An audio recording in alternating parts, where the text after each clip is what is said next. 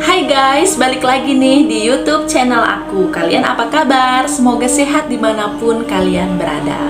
Sebelum mulai, aku ucapkan terima kasih untuk kalian yang sudah nonton video aku. Dan pada season kali ini aku akan membawakan sebuah alur cerita film yang sedang viral yang berjudul KKN di Desa Penari.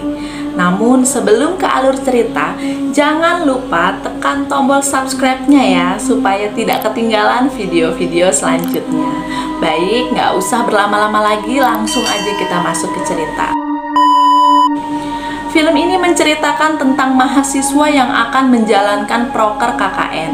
Kita kenalan dulu aja ya. Ini yang pakai jilbab namanya Nur, ini Ayu, Widya, Bima, Anton, dan juga Wahyu. Sebelum memasuki desa, Nur melihat ada seorang kakek misterius yang menatapinya.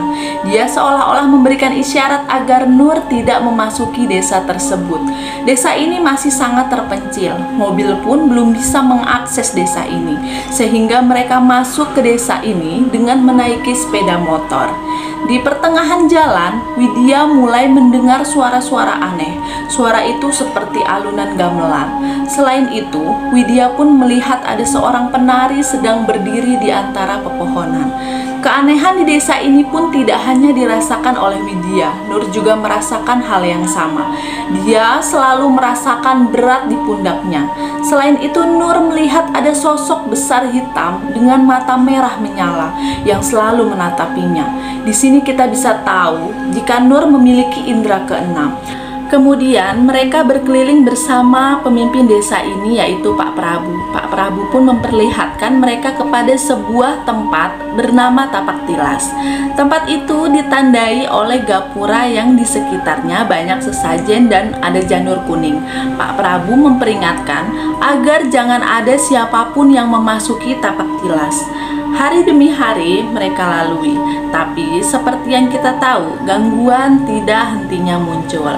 Ternyata setelah diterawang oleh sesepuh di desa ini, Nur dan Widya memiliki darah hangat, darah yang sangat disukai oleh para kaum jin. Hal ini dibuktikan dengan mereka yang merasakan kopi hitam pekat itu sangat manis. Padahal jika orang-orang normal merasa kopi itu sangat pahit, bahkan seperti jamu, tanpa mereka sadari ada sosok goib bernama Badarawuhi yang sedang mencari mangsa. Tentunya Badarawuhi sangat suka kepada orang yang berdarah hangat. Target mangsanya yaitu Nur dan juga Widya. Tetapi Badarawuhi tidak mau mengganggu Nur karena dia menghormati yang ada di belakang Nur. Ternyata Nur memiliki kodam pelindung bernama Mbah Dok. Mbah Doklah yang selama ini melindungi dari segala mara bahaya ataupun serangan para bangsa jin. Maka dari itu, Widyalah satu-satunya target yang bisa Badarawuhi culik. Di samping itu, ternyata diam-diam Bima menyukai Widya. Bahkan Bima pun telah melakukan santet agar Widya suka kepadanya. Oleh karena itu, Badarawuhi masuk ke mimpinya Bima. Dia memperlihatkan Bima jika Widya sedang dalam bahaya. Tubuhnya dililiti banyak ular. Ia mengatakan jika Widya tidak akan bisa keluar dari desa ini. Bima pun ingin menolong Widya.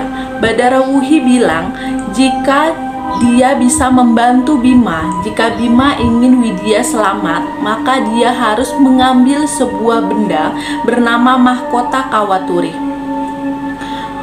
Mahkota Kawaturi yang ada di Tapak Tilas. Lalu jika benda itu telah ditemukan, maka berikan kepada Widya. Singkat cerita, Bima pun nekat memasuki Tapak Tilas untuk mengambil Mahkota Kawaturi. Ia pun meminta tolong kepada Ayu untuk memberikan Kawaturi ini kepada Widya. Tetapi Ayu yang sebenarnya suka kepada Bima tidak menjalankan amanah yang telah Bima perintahkan. Mahkota Kawaturi itu malah dia simpan dan tidak diberikan kepada Widya. Ayu beralasan jika Kawaturi itu hilang. Hal ini membuat dia marah dan kecewa kepada Ayu. Namun tak lama dari itu, Ayu pun didatangi oleh Badarawuhi. Badarawuhi mengatakan jika dia bisa membantu, dia bisa membuat Widya jatuh hati kepadanya. Maka Badarawuhi pun memberikan selendang hijau kepada Ayu. Ini selendang bukan sembarang selendang. Selendang ini mampu memikat siapapun yang kita inginkan. Alhasil, Ayu pun memikat Bima dan masuk ke tapak tilas. Di sana terjadilah perkepoan duniawi di antara mereka berdua. Namun Bima tidak sadar saat adegan ini tengah berlangsung. Bima sudah melakukan perjanjian dengan Badarawuhi agar Widya selamat. Akibatnya setiap malam Bima harus ke tapak tilas dan bersetubuh dengan Badarawuhi. Di suatu malam, Widya pun mengikuti Bima ke tapak tilas.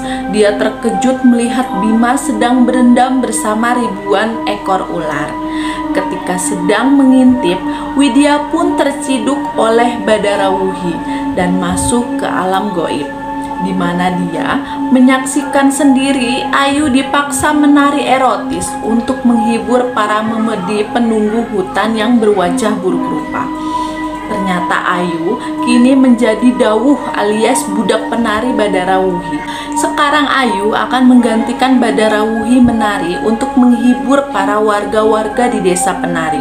Dalam mengatasi masalah ini, mereka pun meminta pertolongan kepada seorang dukun sekaligus sesepuh di desa ini, yaitu Mbah Buyut.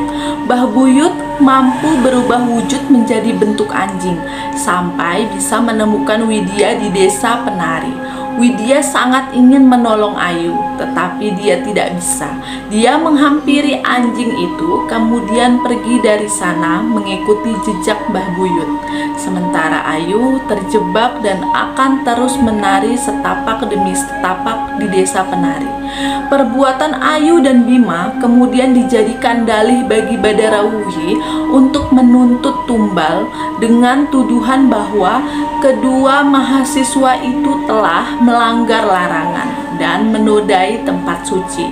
Seperti yang kita tahu, Bima melakukan santet di desa ini, sedangkan Ayu melakukan perkempoan di desa ini. Akibatnya, Sukma, Ayu, dan Bima pun terjebak di alam goib.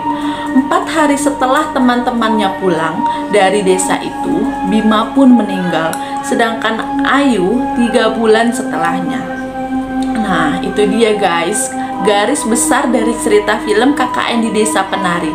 Pesan moral yang dapat kita ambil adalah segala sikap kapanpun dan dimanapun, dimana tanah dipijak di situ langit dijunjung. Sebenarnya cerita ini bisa kalian baca langsung selengkapnya dari tulisan Simple Man di akun Twitternya. Nah, jika kalian penasaran dengan adegan-adegan yang ada di cerita, maka kalian bisa langsung tonton film KKN di Desa Penari.